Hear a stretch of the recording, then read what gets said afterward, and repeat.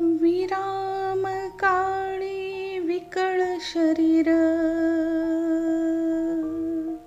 उदास चित्तीन धरीच धीर. चिंतामणी चिंतने चित्तहारी, तुझवीन शंभो मज कोण तारी. 8वे ज्योतिर्लिंग नाशिकचे त्र्यंबकेश्वर ज्योतिर्लिंग हे महाराष्ट्राचे पवित्र स्थान म्हटले जाते. त्र्यंबकेश्वर शिवलिंगाची वास्तव रचना ही इतर 11 ज्योतिर्लिंगापेक्षा जरा वेगळी आहे. कारण त्र्यंबकेश्वर येथे शिवपिंडीमध्ये अंगठ्याच्या आकाराच्या 3 कपारी आहेत, ज्यात सृष्टीकर्ता त्रिमूर्ती म्हणजेच ब्रह्मा विष्णू महेश स्थित आहेत. ब्रह्मगिरी पर्वताच्या पायथ्याशी स्थापित या ज्योतिर्लिंगाचा उल्लेख शिवपुराण, स्कंदपुराण तसेच रामायण महाभारतासारख्या पवित्र ग्रंथात केला आहे. काय आहे यामागील पौराणिक कथा ते पाहूयात. नमस्कार. सर्वप्रथम माझ्या चॅनलवर आपल्या सर्वांचे मनपूर्वक स्वागत. कथा अशी आहे, ब्रह्मगिरी पर्वतावर खूप वर्ष पाऊस पडला नाही. सर्वत्र मनुष्य, प्राणी, पशुपक्षी अन्न पाण्या वाचून मृत्युमुखी पडू लागले व उरलेले काही स्थलांतर करू लागले. त्यावेळी तेव्हा तेथे गौतम ऋषी व त्यांची पत्नी माता अहिल्या वास्तवाला होते. त्यांनी या समस्येवर मात करण्यासाठी वरुण देवाची उपासना केली. त्यांनी वरुण देवाला प्रसन्न करण्यासाठी 6 महिने यज्ञ केला.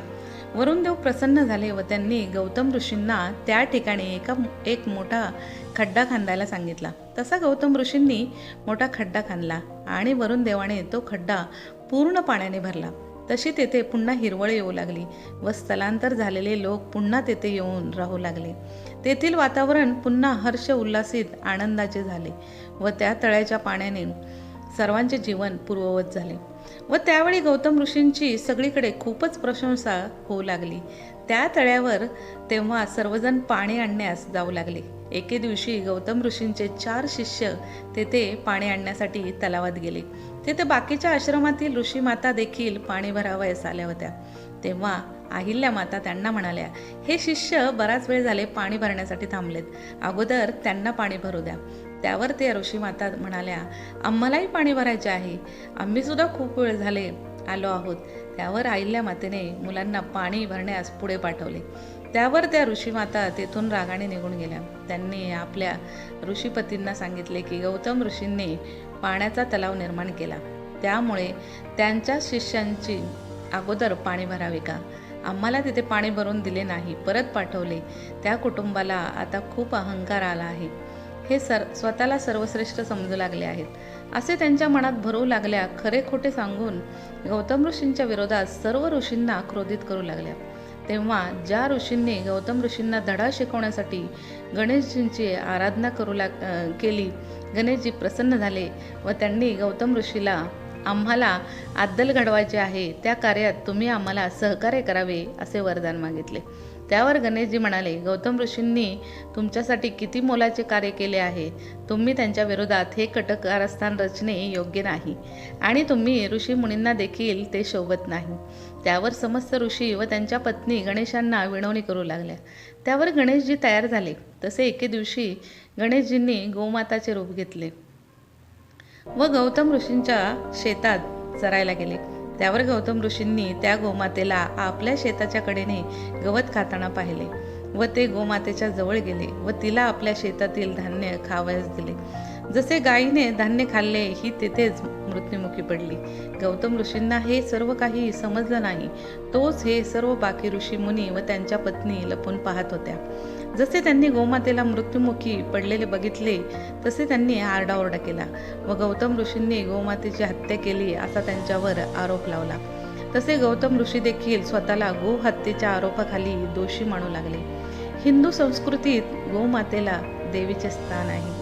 एवढे मोठे पाप माझ्याकडून कसे घडले या विचाराने गौतम ऋषी व्यथित झाले. त्यात बाकीच्या ऋषींनी त्यांना त्रस्त केले.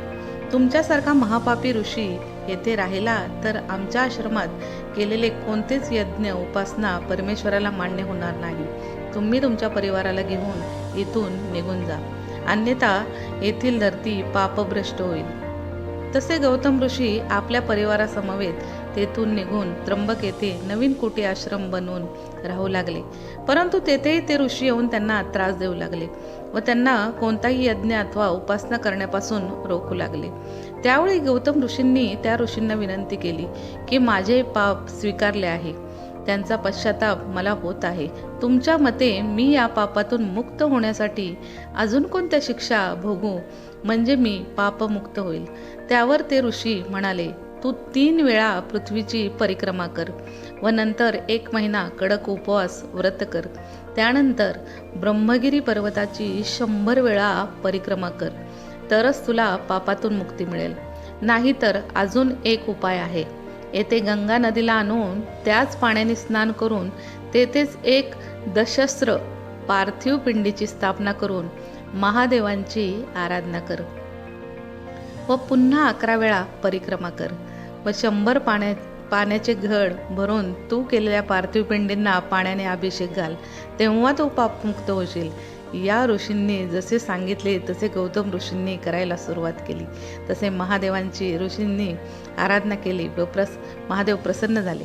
वरदान मागायला सांगितले व गौतम ऋषींनी त्रिलोकीनाथ मला या गोहत्येतून पापातून मुक्त करा, मी आता हे सहन करू शकत नाही असे महादेव गौतम ऋषींना म्हणाले. मुनिदेव, आपण कोणतेच पाप केले नाही. या समस्त ऋषीमुनींनी तुमच्या विरुद्ध छलकपट केले आहे. तुम्हाला त्रास देण्यासाठी त्यावर गौतम ऋषी म्हणाले, हे महादेव, त्या ऋषींनी असे नसते केले तर तुम्ही मला दर्शन दिले नसते. मी त्यांचा सदैव आभारी राहील. परंतु माझी एक इच्छा आपण पूर्ण करावी. तेव्हा महादेव म्हणाले, बोला मुनी, काय इच्छा आहे आपली? त्यावर गौतम ऋषी म्हणाले, माता, गंगेला येथे घेऊन या. तेव्हा महादेवांनी गंगेला येथे आणण्याचा आग्रह केला. त्यावर माता गंगा म्हणाली, मी येईल, परंतु तुम्ही तुमच्या परिवारासहित तेथे वास्तव्याला या. तेव्हा महादेव तथास्तु म्हणाले व तेथे त्र्यंबकेश्वरला लिंग स्वरूपात प्रगट झाले व हेच ते नाशिकचे त्र्यंबकेश्वर ज्योतिर्लिंग ब्रह्मगिरी पर्वताच्या पायथ्याला स्थापित आहे. गंगा नदी गोदावरी रूपात वाहते आहे. तिचे श्रद्धाळूंना आपल्या पापातून मोक्ष देण्याचे कार्य निरंतर चालू आहे. नाशिकच्या या त्र्यंबकेश्वर तीर्थक्षेत्रात विविध प्रकारच्या पूजा, धार्मिक विधी केले जातात. त्यापैकी नारायण नागबळी हा विधी संपूर्ण भारतात फक्त त्र्यंबकेश्वर येथेच केला जातो. याशिवाय कालसर्प पूजा, अस्थिविसर्जन विधी व श्राद्ध, कुंभविवाह, रुद्राभिषेक आणि महामृत्युंजय जाप, जनन शांती, सिंहस्थ विधी यासारखे सर्व विधी त्र्यंबकेश्वरच्या पवित्र क्षेत्रात होतात. दर 12 वर्षांनी येणारा नाशिकचा कुंभमेळा हा प्रसिद्ध आहे. ओम नमः शिवाय. आजची ही कथा आपल्याला कशी वाटली नक्की कमेंटद्वारे कळवा. अशाच पौराणिक कथा ऐकण्यासाठी चॅनलला सबस्क्राईब करा. 9वे ज्योतिर्लिंग कोणते व काय कथा आहे त्याची ते उद्या पाहू. तोपर्यंत धन्यवाद.